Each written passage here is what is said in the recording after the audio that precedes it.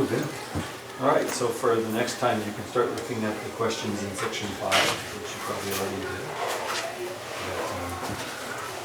We'll do 5A and 5B over the next 3 classes. All right, so we're going to continue on with self-control. Very quick review, we did some amount of looking at definitions. We looked at Vines and Erdmans, and then we did a couple of examples of people who had self-control, a couple of examples of those who didn't. And then we kind of ended here looking at what it is and some of the attributes of like willpower and subordination of our impulses and things like that. So we'll pick up here.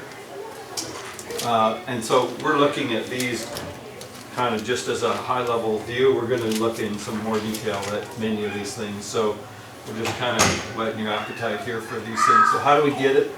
Well, first of all, training, and we've been talking about that since the very first class. Making our body our slave as part of that training. Self-discipline coming from God's Spirit. When we walk by the Spirit, that will stop our flesh from controlling us. And the flesh controlling us is a very bad situation, so that's probably one of the biggest areas of self-control.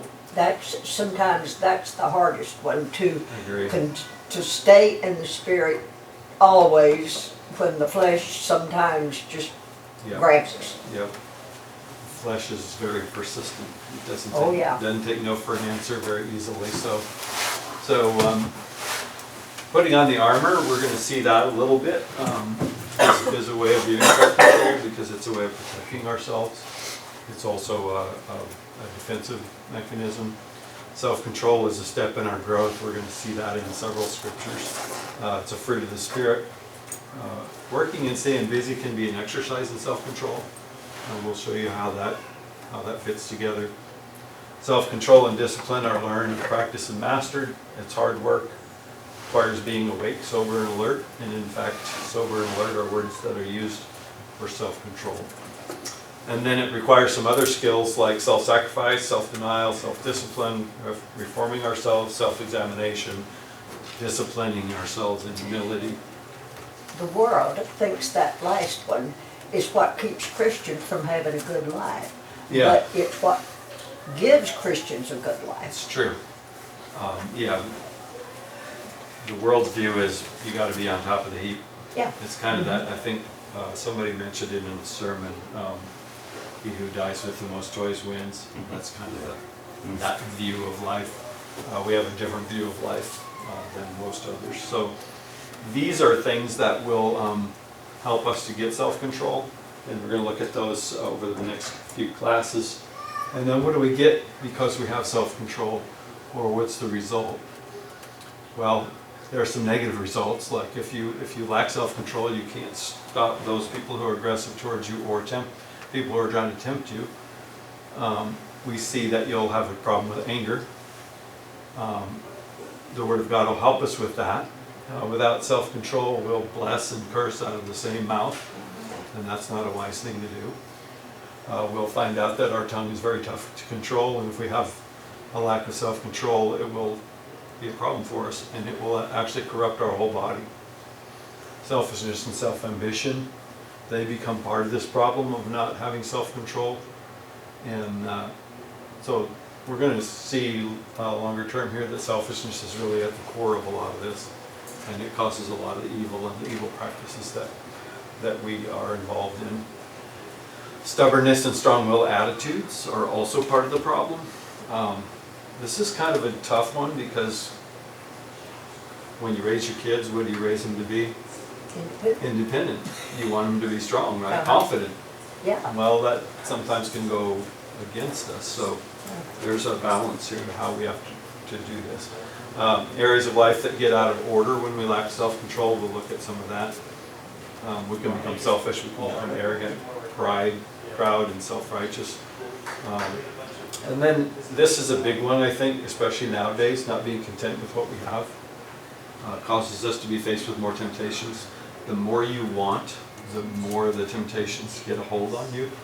And so that comes generally with a lack of That contentment. is so hard for young people. It is. And it becomes a habit as you get older. For some people, for most of us, I think being content with what we have as we're older is. Yeah, I think that's when you find that life actually settles down a little bit, That when you start stuff being more doesn't content. matter. Yeah, I mean, over time, you know, a good exercise in that is to walk through your house sometime and just open drawers and find all the stuff you've collected and that you don't actually use anymore. And just think of all the money that you spent, and then ask yourself, what was the purpose of all of that? When I moved to Kibble in this small studio, it was so liberating. Yeah, yeah. I love it. You had to get rid of stuff. Stuff, it just doesn't matter. Sometimes stuff is just, it stuffs Yeah. your head up. You just don't think very clearly. There after you is get so too much little stuff. you actually need. Yeah, Mhm. yeah, we kind of. What I was still that? do. He said I have a lot of stuff. Yeah, May I make a comment? sure. I think another result of lack of self-control is it hinders your ability to serve God. Yes, and this, Uh-huh. you know, everything that we're talking about here is really counterproductive to being a Christian. And so, if you, and we'll see that part of the focus here, or part of the tools that you'll use for self-control is that focus on God, because that in and of itself will give us a focus. It'll give us something to look towards to keep us focused, and it'll keep us on the right track with self-control, especially if we want very desperately to please Him. That will help.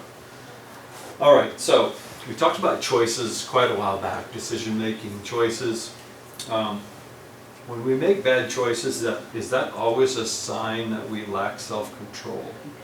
I don't think so. No, it's not. Sometimes we just make decisions for bad reasons. What are some attitudes that we might have that will cause us to make bad decisions? We don't get all the facts. We go Okay. off half. Yeah, we go off without all the information and Yeah. not being able to make a good choice. Sometimes there's pride, stubbornness, there's self-will, there's lack of information, there's foolishness. Pride is a big problem. Naivety. Huh? Being naive, just Naivety. yeah. Yep.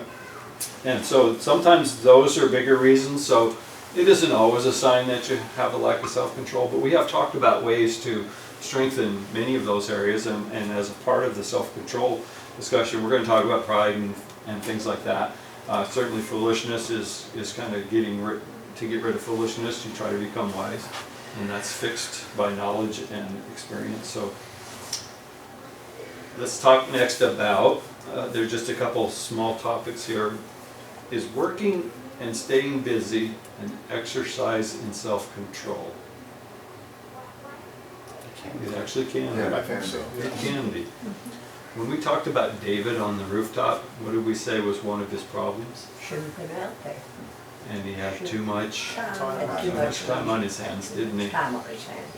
And sometimes being busy is better, and I think we had a men's class, and this was brought up when we were talking about the Proverbs, and I think Alan Greeley brought it up, that, you know, sometimes when I find myself not focused on the right things, sometimes you just put in some more hours at work, because that will help you to stop focusing on those things you shouldn't.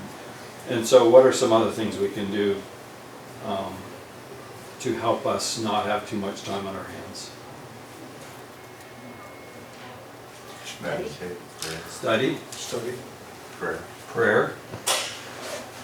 I have noticed one of the very few benefits of being very old is I do have, if I want to, a lot of time on my hands, but it gives me more time. I have a huge north-facing window, seeing the mountains, and it gives me more time to just relax in my lazy boy and talk to God and Yeah. view His handiwork and just think of all the ways He has blessed me in my Yeah. almost 90 years. So count your blessings is another way. But when you're young, that doesn't work that well. Yes, sometimes we're just too distracted for that. We don't have the patience to sit there.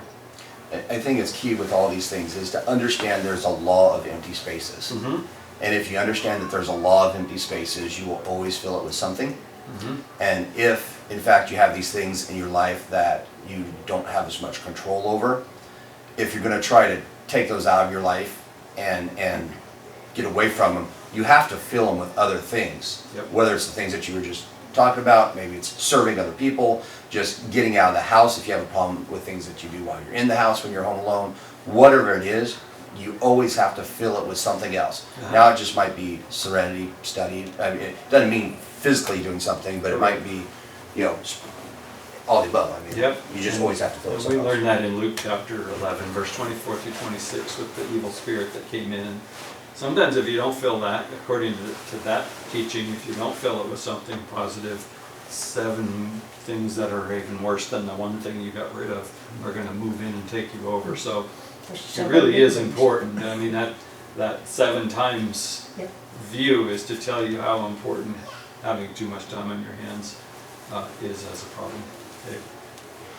You know, this is kind of the philosophy behind time management. If you've ever been through any kind of class or study about time management, avoiding too much time on your hands, avoiding wasting time. And while some of us do that better than others, I find if I put a lot of things on my calendar, especially at work, it keeps me on task or busier than if I just don't have anything and I'm just like nilly-willy, you know. Every day I'm just kind of, well, what shall I do now? What shall I do now? That kind of thing. You wind up wasting a lot of time.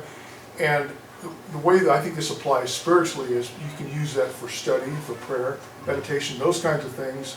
If you just don't think, well, maybe today I'll study some book in the Bible, or maybe today I'll pray.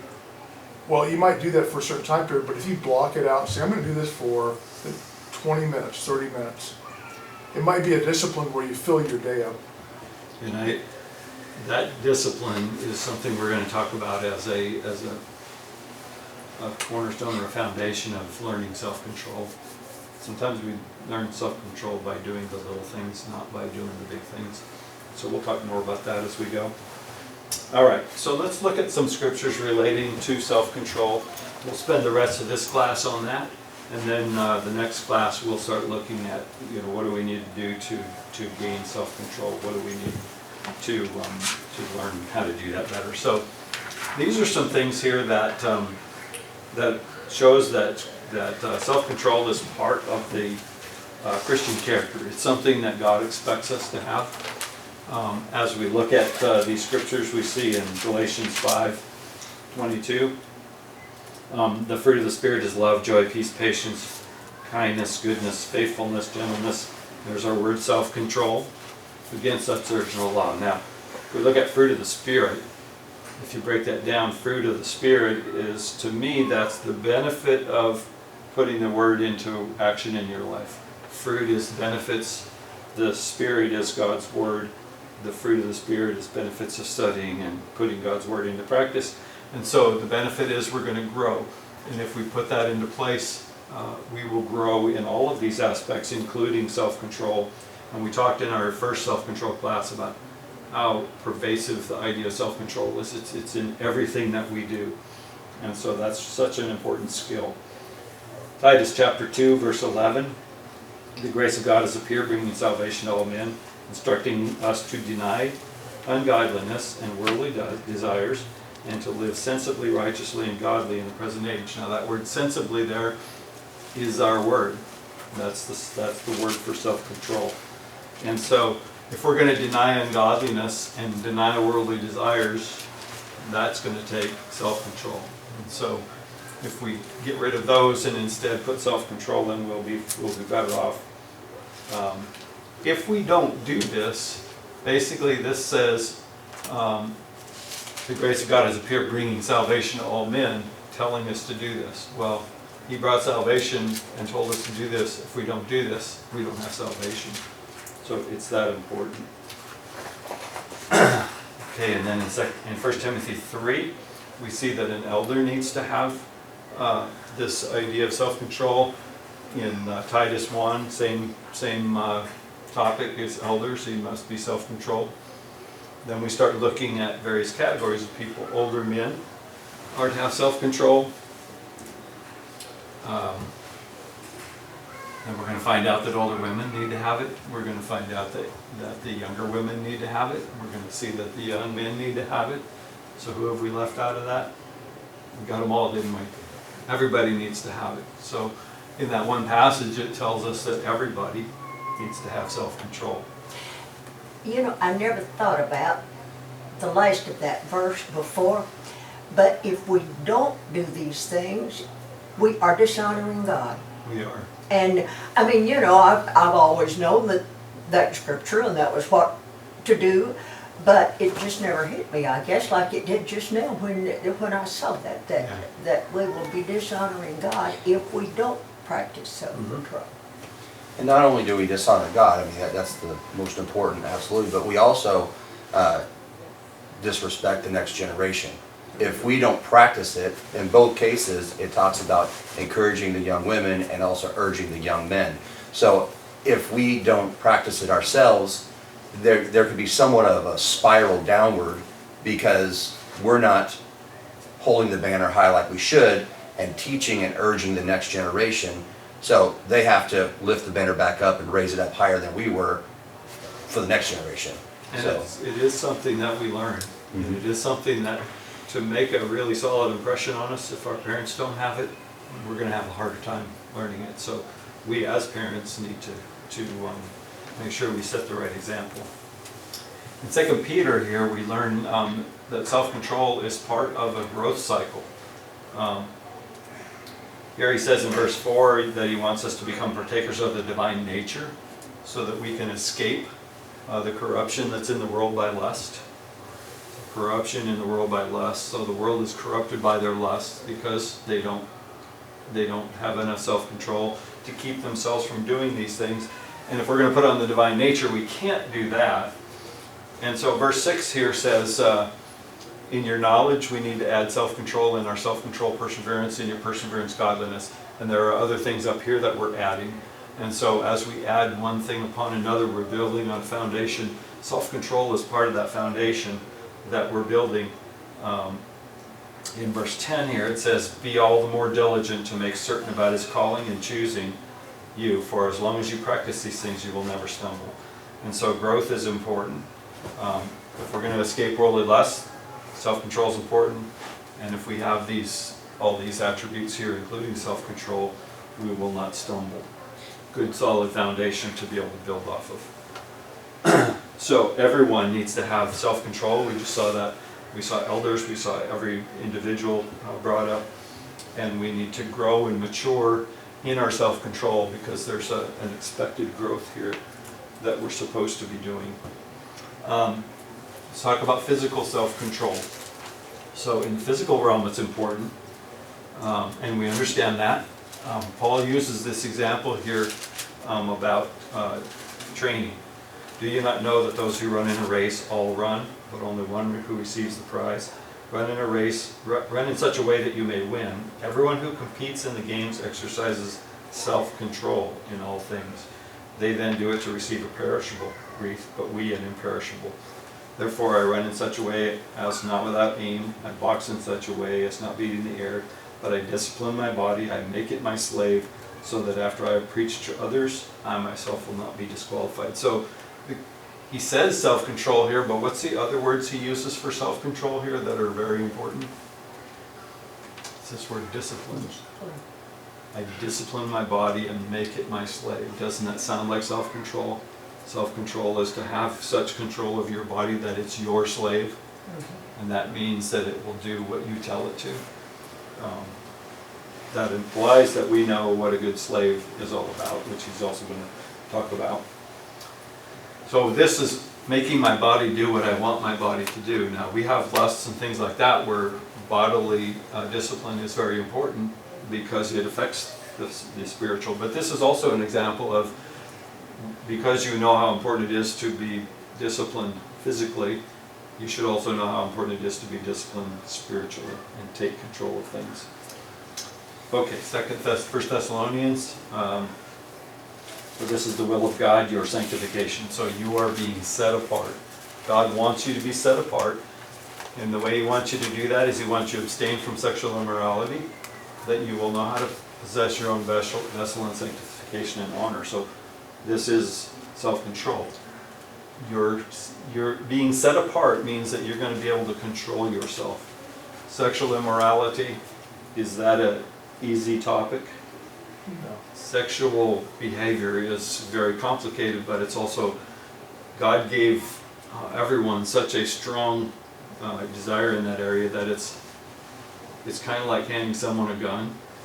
It comes with a lot of responsibility. We get it. We have a lot of responsibility in how we use it. We've got to be very, very careful how we I'm use so that. sorry for the younger generation now, because the idea of anything goes. It And does. they will be persecuted because they don't practice that. Yep. But it's And important that they're able to. It's gonna be awfully hard for them. It will. And so we need to learn how to possess our own vessel. In other words, we need to control our bodies. We need to know how we're going to control our bodies. How are we going to do that? Not in lustful passion like the Gentiles do. So if we were to do that, though, we would transgress our brother and defraud him in the matter, because, and then it says if you do that, the Lord is the avenger in all things. So what's He telling us? If you don't do it, you have me to answer to. And I will take care of, I will avenge these things. God has not called us for the purpose of impurity, but in sanctification, which is where He started. So He's called us to be able to control ourselves, to be able to take the things He's given us and take positive control over ourselves, and we determine in our minds what we're going to do, not from our desires and all the signals we get from our bodies. All right. 1 Peter, there's our word again, prepare your minds for action, keep sober in spirit. Well, there's a way that we can do that there. Fix your hope completely on the grace to be brought to you at the revelation of Jesus. So think about the time when Jesus is going to talk to you in judgment and give you His grace. In other words, well done, good and faithful servant. Think about that. Fix your hope on that. And if you keep sober in spirit, focusing on that, you'll be prepared. You'll be prepared for action. So that's a good way of looking forward and seeing how to do this, how to put this in place. So this gives us motivation. This gives us a way of knowing how important this is. There's an inner calmness about this. There's a determination that comes out of this. 1 Thessalonians basically tells us to be alert and be sober. Don't sleep like everyone else does. Be aware that the day is coming, so be sober. And then we see here having put on the breastplate of faith and love, and the helmet and the hope of salvation. So putting on that armor is a way that we will be able to go be sober and be able to stay on the alert. So when you put that armor on, you kind of put yourself into the mindset of a soldier. And a soldier definitely knows you don't sleep. You always have someone looking out. And so this keeps us aware. 1 Peter 4:7, end of all things is near, therefore be of sound judgment and sober spirit. So this again gives us a way of understanding how critical it is, because the end is coming. We need to make sure that we're of sound judgment and sober spirit for the purpose of prayer. Motivation again. And then the last one, be of sober spirit. Be on the alert. Your adversary, the devil, prowls around like a roaring lion seeking someone to devour. And you've heard sermons like this where they say, if you knew you were going to be mugged tonight, what would you do? Stay home. You'd be ready, you'd avoid that situation, you'd find a way to avoid that. Even if it came, you would be more prepared. And so that's the way we need to be with our self-control. We need to be prepared, be alert. You're the target. When someone's trying to get you to throw your self-control out the window, you're the target. I remember Ken had that picture. Gentleman had just killed, what was it, a dove? Not a dove, but Oh, it was a hunting thing? a doe. A deer. A deer. Yeah, a deer. Told you. Yeah. Right. Yeah, and the lion, there was a lion in the picture behind you. Oh, Remember yeah. that? Yeah. Every time remember I that. see this verse, I There's a remember mountain that. lion there where he's working on the deer. mountain lion. He doesn't realize that he's the target, he's the prey Yeah, yeah. in the chain of things, yes. All right, in the area of controlling our speech, Yeah. we're not gonna spend a lot of time on this because we've talked a lot about controlling our speech. But we need to control our speech. We ask God to help us in that. Set a guard, O Lord, so you're asking God to help. With here, we've talked about this passage before. Humility is preferred over anger. The word can save us, our anger can't save us. And so this passage we talked about, Psalms 17, these are conscious decisions. You've tried my heart, you've visited me by night, you have tested me, and you find nothing. I have purposed that my mouth will not transgress. There's a purpose, there's a conscious decision here that you said, I'm not going to fail in that area. The heart of the wise instructs his mouth and adds persuasiveness to his lips. So where does the problem really about what we say isn't per se our lips, where's the real problem? Our heart. And that's really what he's saying. The heart is what really matters here. So if we want to keep things from coming out of our mouth that we shouldn't say, sometimes it's not so much about self-control, it's about training your heart to be better so that those things don't even If we exist have to a have to pure control. heart, then things will not come out of our mouth that Right. shouldn't.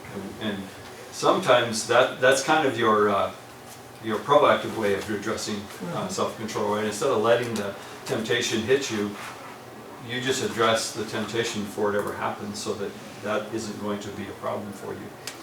Proverbs 21:23, he who guards his mouth and tongue guards his soul from trouble. We've talked about that one before.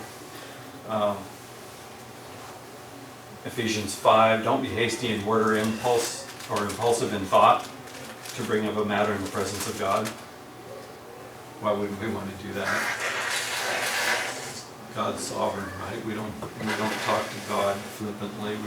We're very careful and thoughtful when we talk to God. So don't be impulsive. That's basically a word for saying don't let your words get away from you. Don't let your self-control down, especially when you're talking to God, because God is in heaven and you're on the earth. Let your words be few. Sometimes, when you have things that you're having trouble controlling, sometimes the best thing to do is just not say anything because things are going to come out that you didn't want to say. And then James, again, this passage we've talked about, but he's really using the tongue here as an illustration of how difficult it is to control your body, to control yourself. Yeah, your tongue's a little thing, just like a rudder on a ship, but we know that rudders on ships direct the whole ship. And so we understand that those small things will control our whole body. So here we're trying to control our entire self. Getting control of our speech is just a small part of that. But we have to do it. And then Proverbs. This is a good one here. I don't think we've hit this one before. Like a city that's broken into and without walls is a man who has no control over his spirit. What is that saying to us?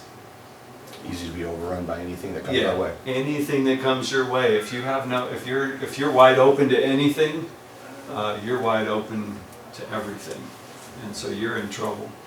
And so you have no defense. Self-control, we're going to see, is a mark of a patient person. So a hot-tempered man stirs up strife, but the slow to anger comes a dispute. I think many times self-control shows itself up as an inward calm spirit. When you're riled inside, that's when self-control gets harder. When you're not settled, when you're not content. A fool always loses his temper, but a wise man holds it back. So controlling our temper is important. And then this is just the beginning of Proverbs, and it tells us what the Proverbs are good for, and they're good. They give us an overall goal of what we want to achieve, and it kind of helps us to set our focus in the right place. So if someone's going to take advantage of us by making us lose our temper, that's a problem, and we can't let them do that to us. We have to have enough self-control to keep them from being able to do that to us. Here, let's see. So in this one, persecution can take you off course. I say to you, do not resist an evil person, but whoever slaps you on your right cheek, turn the other to him also. If anyone wants to sue you, take off your shirt and give him your coat also. In some ways, that's just bringing down the tension of the situation. Don't think that fighting every battle is going to be of complete value. So sometimes we need to have enough self-control that we don't fight every fight and become an actor in every battle. 1 Peter chapter 2, verses 18 to 23. Here, we can't let the actions of others dictate our actions. So here he's telling the servant to be submissive to his master, not just the masters that are good in general, but to those that are unreasonable. And if you let the unreasonableness of the master control your response, then you're going to be just like him. You're going to be you're going to have trouble. Finds favor with God for the sake of the conscience if you bear up under sorrow. So this, so if we're more of a reactive kind of person, like the one who's reacts to everything that comes along, that's not an example of self-control. But patience, if you think about it, is really a reflection of self-control. All right, so there's a few more things we learn. A fool's mouth is his ruin, and his lips are the snare of his soul. So a snare is a trap. So saying things without controlling what we're going to say can trap us, get us into all kinds of trouble. Thus says the Lord to his people, even so they have loved to wander. And that why idea of wandering is they don't really have any self-control. They're just going along with the flow. They haven't kept their feet in check. Therefore, the Lord does not accept them. He'll remember their iniquity and call their sins into account. If we have no self-control, that's the way God looks at us. You're a wandering person who doesn't watch where you go. You're not checking your feet. You're not watching what you're doing. Here, if you're going to sign a paper for your neighbor, sign that you'll pay if they don't. Become a surety for your neighbor. Give a pledge for a stranger. You're going to put yourself in a bad situation, and ultimately what you ought to do is go to your neighbor and ask him to let you out of it, because that may be a situation where you'll find yourself in trouble. Where there is no vision, the people are unrestrained. Happy is he who keeps the law. So what does that tell us about trying to be self-controlled? We need to have law. We need to look at the law. And we know that the law we're interested in is God's law. And so if we look to God's law, that'll give us a vision, and that'll keep us from being unrestrained. In fact, it will restrain us. The converse of that, the people are unrestrained, but happy is he who keeps the law. So the other side of that, the unrestrained really are not happy. That's true. And a lot of that becomes, you can see that in the idea of contentment. You're never content. You just always want more and more and more. And you'll never get there. You see that a lot with the way people raise their children. Yes. And then how their children turn out. You know, the ones that are disciplined and given guardrails, which Roger Strauss had a great series on, and has a path and a finish line and a focus, the more restricted they are within reason, the better those children turn out, the more controlled they are, and the happier they are, and the you know, but just the opposite of that, the ones that just let their kids run wild and they don't train them up and they have no boundaries, well, that just kind of continues on in life. And what do they try to tell you? People try to tell you when they watch you doing that with your children. They tell you that you're being unreasonable and unloving and uncaring. Right. But it's just the opposite. It's just the opposite. You're showing you care by doing that. And you're training them. This is a very important one for us. In Romans chapter 1, the very first chapter, he talks about people that are going to let their lusts take them and direct them. and their lusts give them over to degrading passions. Their women exchange the natural function for that which is unnatural. The men also abandon the natural function of the woman and burn in their desire towards one another, men with men. And so what does a lack of self-control do in the natural, in the worldly realm?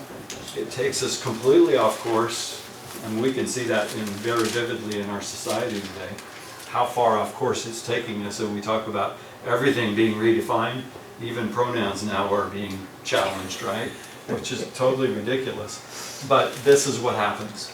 And so a lack of self-control will take society completely off course and take us off course and take us And where we don't want eventually to be. God will just give them over to it. Yeah. And there will be no return. And if we were back in early days, we would think in terms of flood. But we know now that's not going to happen, right? Yeah. There won't be a second chance on this one. Isn't it Dr. Spock or something like that? Yeah, long ago. Yeah. Yeah. Uh-huh. And people will follow him and not the Bible. There's one. So these are in the areas of the sexual lusts and such, depriving one another, set by agreement for a time that you may devote yourselves to prayer and come together again, so that Satan won't be able to tempt you because of your lack of self-control. It's very clear from that passage that area is a very difficult area for people. If they don't have self-control, let them marry. And then there are matters which have the appearance of wisdom and self-made religion. So these are areas where sometimes we can act like we're controlling ourselves by not doing certain things, and we treat them as religious, and they're not. They're just something you made up. And you need to follow. Self-control needs to follow in the line of what Christ wants us to do, not by the things we make up to do. All right, we are going to jump next lesson into how do we get self-control, how do we gain it. So we're going to start looking at some processes and some areas where we use to gain self-control.